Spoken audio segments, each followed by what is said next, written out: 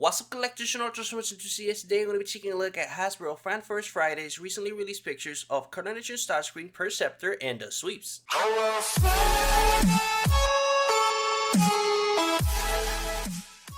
Now jumping straight into the topic at hand, here we have the box of Decepticon Sweep, and for the box itself there's pretty much no differences whatsoever other than the artwork. You can see that this time he is holding the weapon, and for Scorch he didn't hold anything, he was just standing still.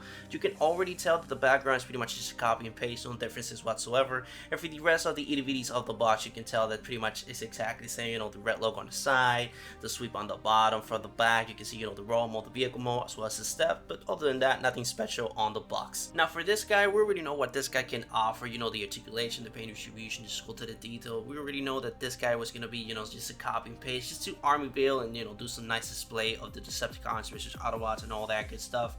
But the only difference is that this guy has rocking, you know, a kind of bit of a bluish color and not a kind of purple like Scorch. And I believe that's accurate to the G1 representation. In my mind, doesn't bamboozle me. The Sweeps were a little bit more bluish, you know, to differentiate Scorch from the Sweeps themselves.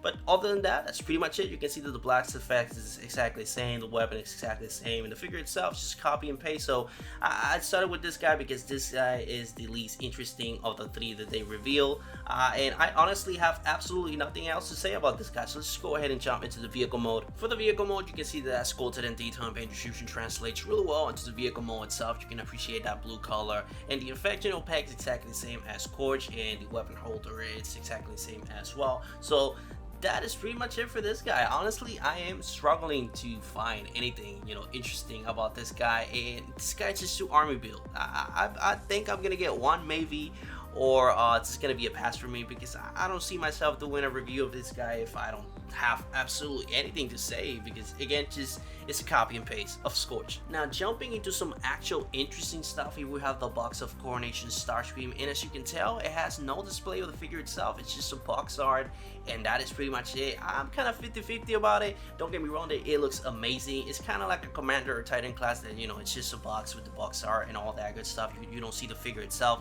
But the problem with this is that how are you gonna tell that, you know, if it has paint drips or not? You know, but when I go ahead and hunt my figures, I search for the ones that look amazing on the paint, you know, distribution and all that good stuff, and the ones that have paint drips, I don't pick them up. So now it's gonna be a surprise. You pretty much don't know until you buy it and, you know, open the whole thing and then see the figure.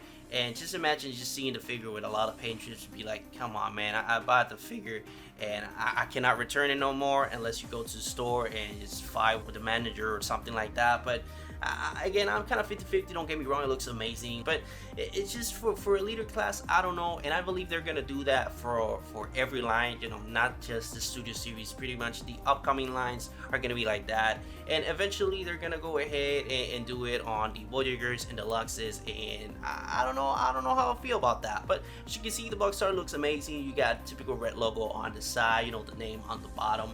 On the back, you got the typical steps you need to transform the figure when, you know, the graphics of the robot mode and vehicle mode to, you know, to demonstrate how it looks. But other than that, that's pretty much it for the box itself. Now moving on to the figure, oh my god, this is what I'm talking about. Look at that throne right there. It looks amazing. The sculpted and detail looks fantastic, and you can do whatever you want with it. It's not just Starscream that you can put there. You can put Megatron, Galvatron, Soundwave. You can customize it, put a little red in there, and put Optimus Prime, Rodimus Prime. You can put any Autobots in there, so that's a nice addition to anyone's collection. And this is what I'm talking about. The Sweep, it has just nothing that is attractable to the ones that already have Scorch. It's just the same effects, the same weaponry, and it's just a copy and paste, fully 100% just a copy and paste. And for this one, don't get me wrong, it's still another copy and paste, but it just brings a lot of more items. You got the capes that is, you know, adjustable, and you can go ahead and articulate it as well. You got the shoulder pads, you got the crown, you got the throne, and just, I don't know, it's just a little bit more attractable to those that already have Starscream, because, you know, it has a little bit of upgrades. It's just not fully 100% a copy and paste. For example, the hands now can go ahead and open, and I believe he has a lot of more, you know, articulation pieces and some tricks that he has up his sleeve.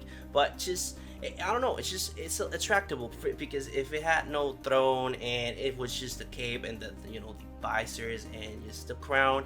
I was gonna be like, yeah, man, I'm kind of 50-50. I maybe will grab him, maybe not, but just the throw, man, it's just, oh my god, the amount of b-rolls and photos that I can take with that, it's just amazing. And for content, I will love to have that. So just 10 out of 10, amazing figure. Now moving on to the jet mold, you can see that it looks amazing. The skeleton and detail and paint distribution translates really well into the jet mold itself, and it just looks beautifully. Not to mention accurate to its G1 representation. You can see, the blasters on the left and on the right, just like the G1 representation. The cockpit looks amazing.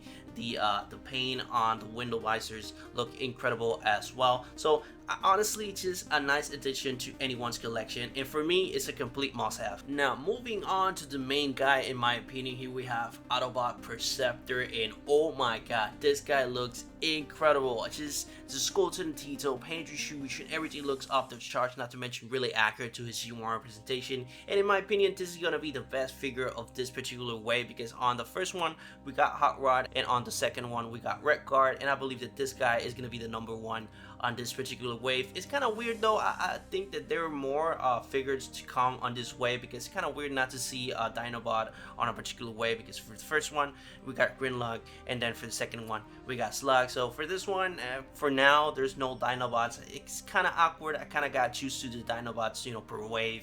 But other than that, man, this guy looks incredible. You can see that, you can already tell that it has no backpacks whatsoever. It's really slim, really accurate to his particular representation. For the weapon, it's another copy and paste for the G1 representation matches on the spot. Not to mention, his kind of cannon thingamajig on the side of his head looks fantastic as well. The chest look incredible. The legs look fantastic. Not to mention the arms as well, man. Everything looks on the spot, and I just cannot wait to add this guy to the collection. Now moving on to his vehicle mode, or his micro mode, because this is not a vehicle, so I don't know what you might call this, but as you can see, man, it looks fantastic. Just a copy and paste from the G1 representation, really accurate indeed.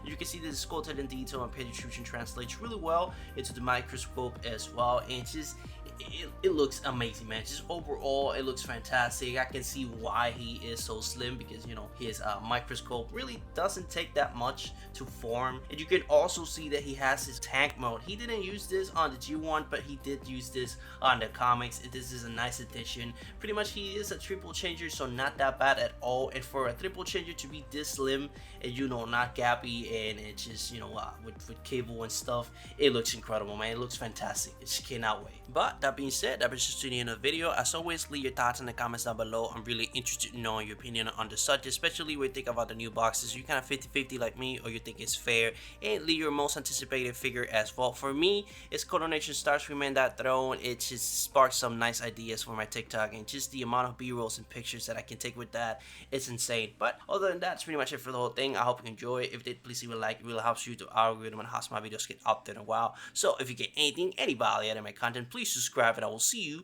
on the next video. But this is pretty much it for the upcoming Transformers Series 86, Coronation Starscream, Perceptor, and the Sweeps.